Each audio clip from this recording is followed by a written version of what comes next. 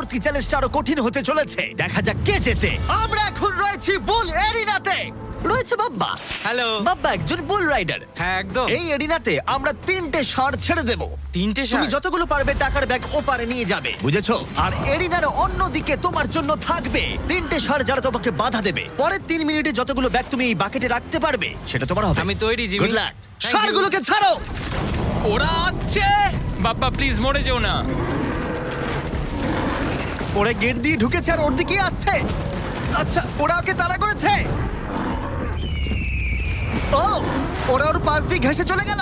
টাকাটা নাও বাপ্পা, চলো চলো চলো। ও টুপিটা খুলে গেল। ও এর মধ্যেই সিকিউর করেছে $10,000। বাবা তোমার পেছনে। কিন্তু কতক্ষণ ও ষাঁড়গুলোর থেকে দূরে থাকতে পারবে? ঠিক আছে চলো। ও আরো দুটো ব্যাগ নিল। তোর পেছনে আসছে। দৌড়াও বাবা, দৌড়াও। ও মাই গড। আমার ওই ষাঁড়গুলোকে দেখেই ভয় লাগছে। ও মাই গড। ও ওরা আমাদের দিকে এগিয়ে আসছে। পালাও। দাঁড়াও, না ওর পেছনে যাও। আমার না, আমার না। এদিকে বাব্বা কিন্তু হাসছে। এদিকে 3টে ষাঁড় তার দিকে তেড়ে আসছে। এই লোকটা খুব নির্ভয়ে বুলদের মাঝখানে দৌড়ে যাচ্ছে। এদের এক একটার ওয়েট প্রায় 680 কেজি করে। আমি এখন ওর মাথাটা ধরবো। আচ্ছা, ও কি কোনোভাবে ষাঁড়গুলোকে ও। ভয় দেখানোর চেষ্টা করছে? এটা খুব মনে কঠিন। রাখবে, প্রফেশনালদের সাথে এগুলো করবে না।